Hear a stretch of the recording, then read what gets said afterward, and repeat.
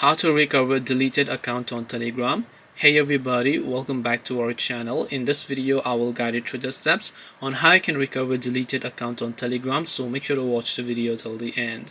Now if you would like to recover the deleted account on Telegram, it's actually quite very simple to do so. All you have to do is go ahead and first of all make sure to launch the Telegram application that you can find here.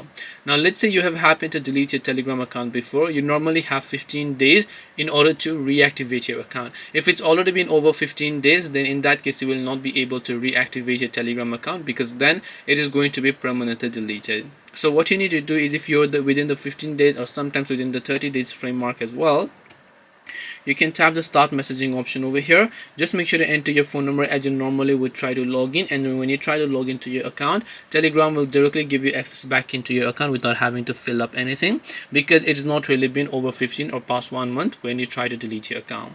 This way you can recover deleted account in Telegram. Hope this video was very helpful. If you have got any more questions, then feel free to leave them down below. Thank you for watching till the end, and see you soon in the next video.